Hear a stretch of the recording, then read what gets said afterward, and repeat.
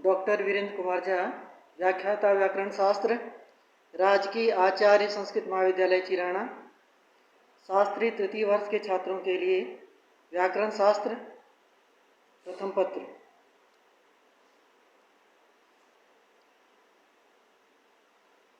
छात्रों, अभी हम ण्यंत प्रकरण पढ़ रहे हैं। इसके पहले भी हमने इसका अध्ययन किया है। उसी क्रम में आज सिद्धि है अपीपवत, इसकी कैसे ये सिद्धि बनती है इसके बारे में आज हम पढ़ेंगे। सिद्धि बनाने से पहले मैं आपको थोड़ा सा इस प्रकरण के बारे में पुनः ज्ञान कराना चाहता हूँ। सबसे पहले हम देखते हैं धातु शब्द की व्युत्पत्ति। दूधाएं धातु है जिसका अर्थ होता है धारण पोषणयो, धारण और पोषण करना। दूधाएं धारण पोषणयो। और इस धातु से तुन, दूधाएं धातु से तुन प्रत्यय होता है। अनुबंध लोप करने के बाद दूधाएं में धा बसता है और प्रत्यय भाग में तू बसता है। इस तरह से धातु बना। तो जो धारण और पोषण करे, अर्थात जो शब्द रूपी जो संसार है उसके जो अर्थ हैं उसको जो धारण करे वो धातु कहलाता है। और ये धातु दो तरह के होते हैं, एक औपदेशिक धातु और एक आतिदेशिक धातु। औपदेशिक धातु हम उसे कहते हैं जिसका पाठ महर्षि पाणिनि ने धातु पाठ में किया है और उनको 10 भागों में बांटा है। वादिगण, अदादिगण, दिवादिगण, ज्योत्यादिगण इत्यादि। तो ये जो धातु गण हैं ये मूल रूप से महर्षि पाणिनि द्वारा इसका पाठ किया गया है।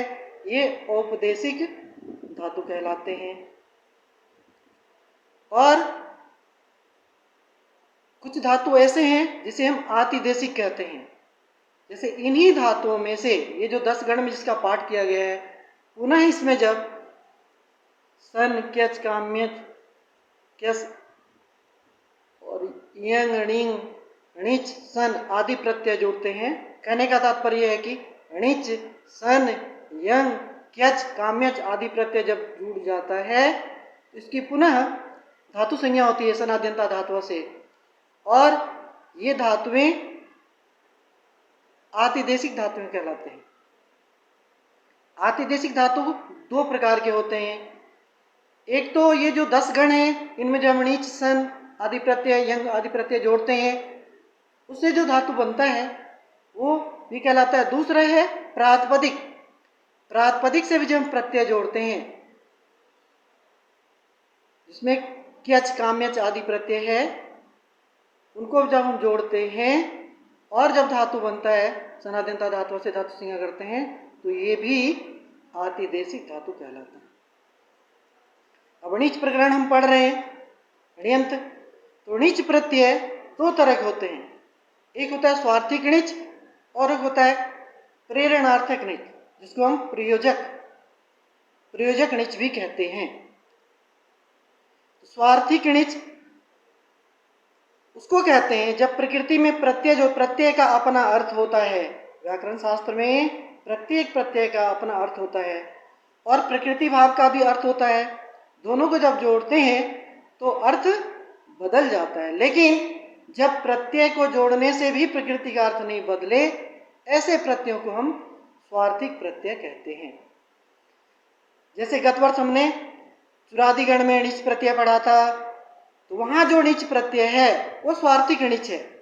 प्रत्यय जोड़ने से प्रकृति का कोई अर्थ नहीं बदला। जैसे चुर, स्तेय, चुर धातु था चुरादिगण में पहला, उसमें हमने सत्यापास इत्यादि सूत्र से णिच प्रत्यय किया था।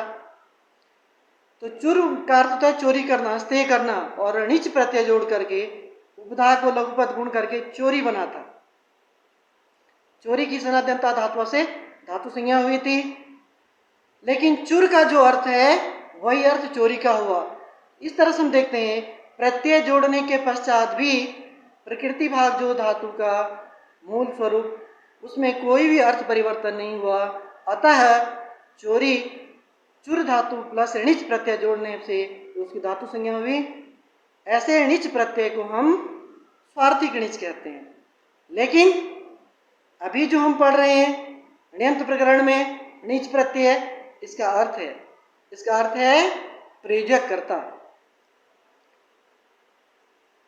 क्रिया को जो करता है स्वतंत्र रूप से करता है, वो क्रिया को जो स्वतंत्र रूप से करता है वही कर्ता कहलाता है। अर्थात क्रिया की उत्पत्ति में जो स्वतंत्र है, क्रिया का जो जनक है, वो कर्ता कहलाता है। अब ये कर्ता दो तरह के होते हैं। कभी कभी कुछ काम हम स्वयं करते हैं, स्व प्रेरित होकर के, लेकिन कभी क्या होता है कि हमें कोई मोटिवेट प्रेरित करते हैं, फिर वो हम उस कार्य को करते हैं। तो ऐसे स्थलों में जब हमें कोई प्रेरित करता है तो उसको हम कहते हैं प्रयोजक कर्ता, और उस क्रिया को करने वाला जो होता है वो प्रयोज्य कर्ता कहलाता है। तो ऐसे वाक्यों में क्रिया के जो कर्ता होते हैं दो होते हैं। एक होता है प्रयोज्य कर्ता जो उस कार्य को करता है, लेकिन वो किसी के कहने पे करता है, उसका कोई प्रेरक और है, उसको हम प्रयोजक कर्ता कहते हैं। इसी बात को हमने तत्प्रयोजको हेतुश्च सूत्र में पढ़ा था। और जब उसकी हेतु संज्ञा होती है तत्प्रयोजको हेतु से, फिर हेतुमति से णिच प्रत्यय करते हैं। तो इस तरह से प्रयोजक कर्ता, णिच का जो अर्थ है प्रयोजक कर्ता, उसके बारे में हमने पहले अध्ययन किया था। आज पुनः हमने प्रसंगवश संक्षिप्त चर्चा की है। और इसके पहले की जो सिद्धि है अभिभवत, भू धातु से लुंग लकार में ये रूप बना था अभिभवत, ये हमने पढ़ लिया है। दूसरा इसका जो उदाहरण है लुंग लकार का वो है अपीपवत। अपीपवत सिद्धि में पुंग धातु है। पुंग धातु का अर्थ है पवने, पवित्र करना, पुंग पवने, और इसे णिच प्रत्यय करेंगे। और लुंग लकार का ये प्रथम पुरुष एक वचन का रूप है परस्मै पद में। जब णिच प्रत्यय करते हैं तो धातु से दोनों पद होता है, एक परस्मै पद और आत्मनेपद।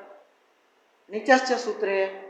तो ण्यंत जो धातु होते हैं, अगर क्रिया का फल परगामी हो तो परस्मै पद होगा, और क्रिया का फल यदि आत्मगामी है तो आत्मनेपद होता है। तो ये जो रूप है अपीपवत, यहाँ पे क्रिया का फल परगामी है, इसलिए यहाँ लुंग लकार में लय के स्थान में परस्मै पद तीप आया है। तो इस तरह से हम देखते हैं अपीपवत, इसका क्या अर्थ है? पवमानम प्रेरयत इत्यर्थे, ये प्रयोजक कर्ता का रूप है। पवमानम प्रेरयत इत्यर्थे पुंग धातु, पुंग धातु से णिच प्रत्यय होगा। णिच प्रत्यय करने से पहले हम पुंग धातु में अनुबंध लोप करेंगे तो पू बचेगा, और इसकी हम हेतु संज्ञा करते हैं। तत्प्रयोजको हेतुश्च से पू धातु की हेतु संज्ञा हुई, और हेतु संज्ञा करने के बाद हेतुमति च, इस सूत्र से णिच प्रत्यय करेंगे तो पू प्लस णिच हुआ, और णिच में अनुबंध लोप करने के पश्चात ई बचेगा, क्योंकि च की हलंत्यम से इत संज्ञा तस्य लोपा से लोप हो जाएगा, और णे की चुटू से उसकी इत संज्ञा होगी और लोप हो जाएगा। फिर तो अनुबंध लोप करने के बाद णिच में ई बचेगा, पू प्लस ई। अब ये णिच में णे की संज्ञा हुई है अचोंग नीति से, यहाँ पे वृद्धि प्राप्त है पू की। लेकिन एक परिभाषा है णिच्यच आदेशो न द्वित्वे कर्तव्य।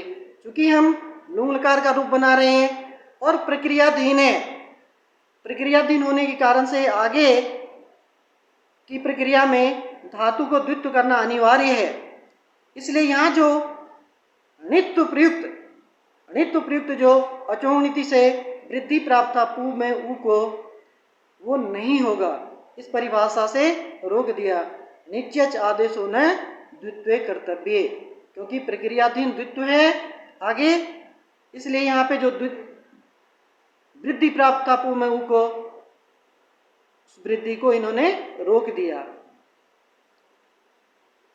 अब इसकी सनातनता धातु से धातु संज्ञा करते हैं पू प्लस ई की।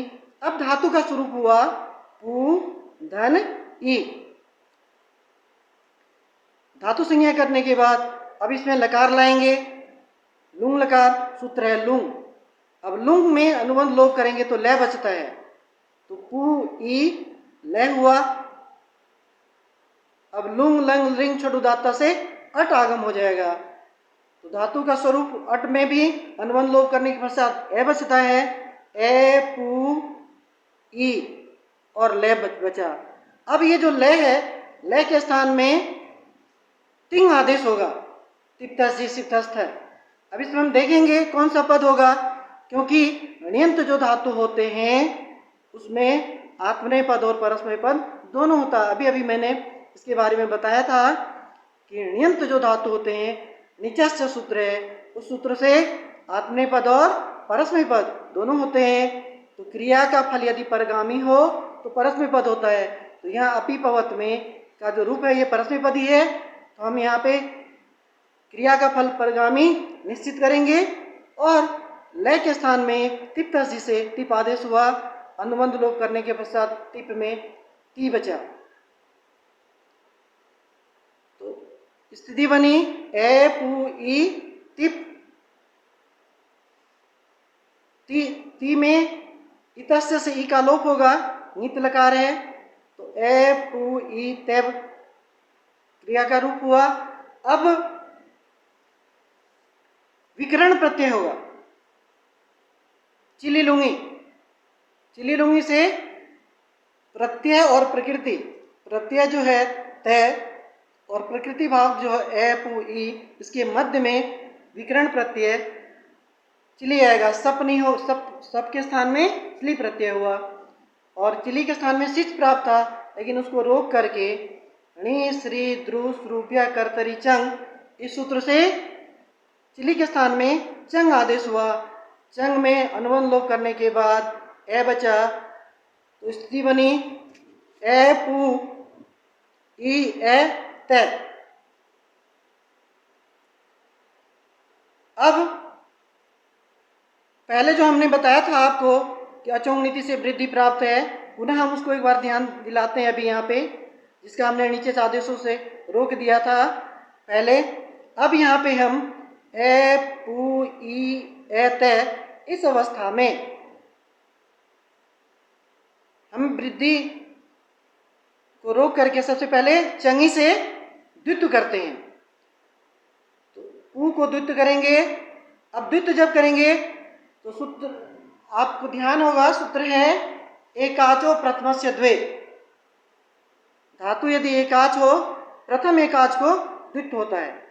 लिटि धातु और अनभ्यास से जो अभ्यास अनभ्यास को जो द्वित्व करते हैं उसमें एकाच जो धातु होता है उसमें प्रथम एकाच को द्वित्व होता है। तो इसमें धातु का स्वरूप हमारा है पू प्लस ई।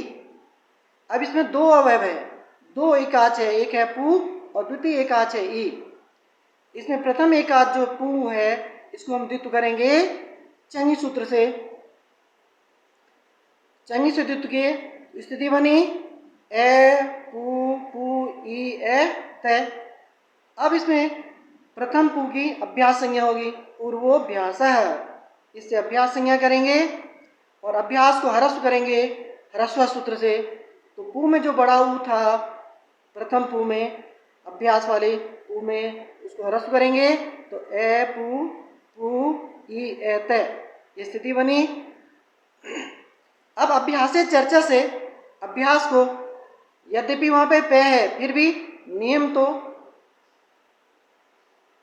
हर जगह लगता है, उस हिसाब से यहाँ भी लगेगा।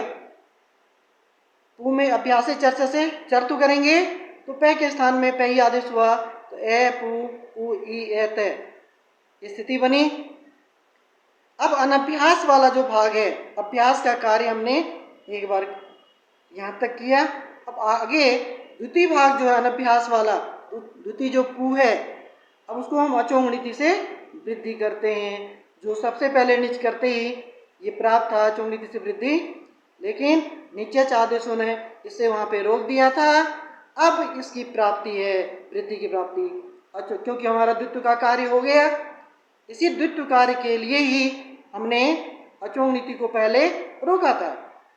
क्योंकि अब द्वित्व कार्य पूरा हो गया, इसलिए अब अनभ्यास वाला भाग जो पू है उसको अचोंग नीति से हमने वृद्धि किया, स्थिति बनेगी ए पू पौ ई ए ते।